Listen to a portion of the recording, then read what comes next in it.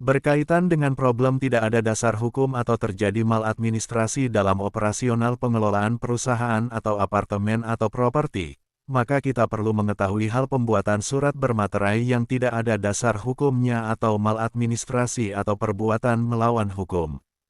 Atau, mungkin merujuk pada surat yang dibuat dengan paksaan atau tanpa dasar hukum yang jelas, yang tidak memiliki dasar hukum, dapat menimbulkan berbagai akibat, antara lain. 1. Tidak sah secara hukum. Surat tersebut tidak memiliki kekuatan hukum karena tidak sesuai dengan ketentuan yang berlaku. Jika dipermasalahkan, pihak yang merasa dirugikan dapat mengajukan pembatalan atau gugatan ke pengadilan. 2. Pelanggaran hak dan potensi gugatan. Jika surat dibuat secara sepihak atau di bawah paksaan, pihak yang dirugikan dapat menggugat pihak pembuat surat atas dasar pelanggaran hak. Dalam hal ini, surat dapat dianggap sebagai tindakan melawan hukum.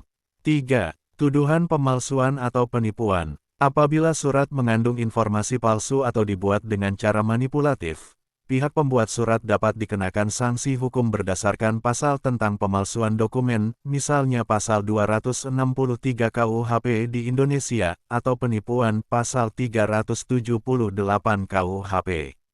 4. Kerugian material dan non-material. Surat yang tidak sah dapat menimbulkan kerugian bagi pihak lain, baik berupa kerugian finansial, reputasi, atau hubungan sosial. Akibatnya, pembuat surat dapat diminta bertanggung jawab atas kerugian tersebut. 5. Dapat dibatalkan atau tidak dapat digunakan. Dalam praktik, surat yang tidak memiliki dasar hukum dapat dinyatakan batal demi hukum, sehingga tidak dapat digunakan sebagai bukti atau dasar pengambilan keputusan apapun. 6. Potensi tindak pidana. Jika surat dibuat dengan maksud tertentu yang melanggar hukum, seperti untuk menekan pihak lain, melakukan pemerasan, atau tujuan ilegal lainnya, pembuatnya dapat dikenakan sanksi pidana sesuai dengan undang-undang yang berlaku.